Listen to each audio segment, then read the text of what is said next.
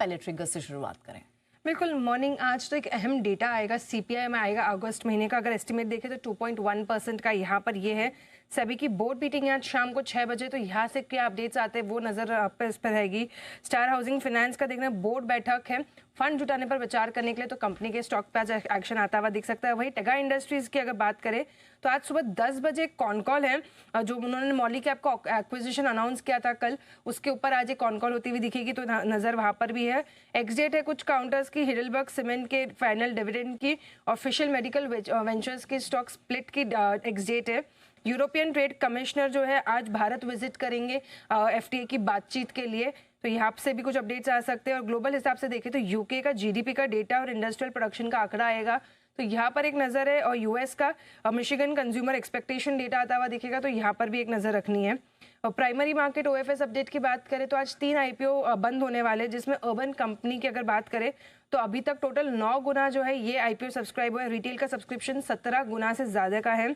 श्रृंगार house of mangalsutra की बात करें तो यहाँ पर टोटल सब्सक्रिप्शन 8 गुने का है, और रिटेल का सब्सक्रिप्शन देखें तो 9.5 गुना जो है ये आईपीओ सब्सक्राइब हुआ है।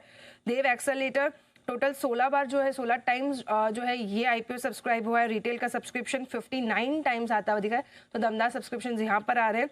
और ब्लू जेट हेल्थ केयर कल अगर देखें तो इसका रिटेल के लिए ओएफएस खुला था और बंद हुआ है, जिसमें रिटेल का पोर्शन सब्सक्रिप्शन पोर्शन देखें तो 11.5% निकल के आया है। खबरों में देखें तो बड़ी खबर इन्फोसिस की अगर बात करें तो बोर्ड ने बायबैक को मंजूरी दे दी है, और जी बिजनेस का जो अनुमान था सबसे सटीक रहा है। प्राइस अगर देखें बायबैक का तो 1800 रुपये तय किया गया है। प्रीमियम अगर जो 8 सितंबर की जब अनाउंस हुआ था उस दिन की क्लोजिंग से अगर देखें तो 24.6% पे प्रीमियम आया है। अनुमान भी हमारा 24 से 28% का था। टोटल इशू साइज 18,000 करोड़ का जो है ये इशू साइज होगा। टेंडर ऑफर के जरिए जो है ये बायबैक होता हुआ दिखेगा, और कुल जो बायबैक की इक्विटी है 2.41% की तय की गई है कंपनी की तरफ से। एक और खबर आती हुई दिख रही है कंपनी के लिए कि कंपनी और हेंस ब्रांड आईएनसी के बीच 10 साल के लिए अलायंस का जो है अनाउंसमेंट होता हुआ दिख रहा है। एनबीसीसी रिको के साथ कंपनी ने 3,700 करोड़ के प्रोजेक्ट के लिए एमओयू साइन किया है, तो यहाँ पर भी एक नज़र होनी चाहिए। कैनरा बैंक पर भी एक फोकस है, क्योंकि इनकी जो सब्सिडरी है कैनरा रोबेको एसेट मैनेजमेंट, इसके डीआरएचपी को आईएसएबी से मंजूरी मिल चुकी है। अगर देखें तो फाइनल ऑब्जर्वेशन के साथ, बिना कोई ऑब्जर्वेशन के साथ ये जारी हुआ है।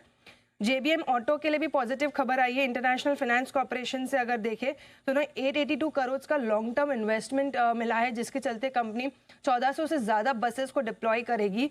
और कंपनी ने अपने ऑर्डर बुक का भी अपडेट दिया है। अभी कंपनी के पास 11,000 से ज़्यादा ई बसेस का ऑर्डर बुक है अपने बुक्स में, तो यहाँ पर एक पॉजिटिव खबर आई है। एशियन पेंट्स के लिए खबर आ रही है रॉयटर्स के हवाले से कि कंपनी के लिए एक नेगेटिव खबर है कि जो हाई कोर्ट में उन्होंने अपील फाइल करी थी, जो उनके खिलाफ सीसीआई ने जांच शुरू करी थी, उसके खिलाफ जो हाई कोर्ट ने पिटीशन है कंपनी की उसे डिसमिस कर दिया है।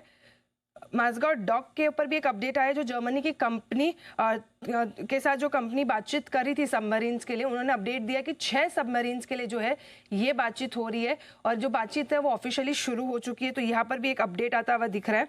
ओवरऑल अगर देखें तो यही खबर है आज के लिए। ओके, चलिए, काफ़ी सारी खबरें, ट्रिगर्स और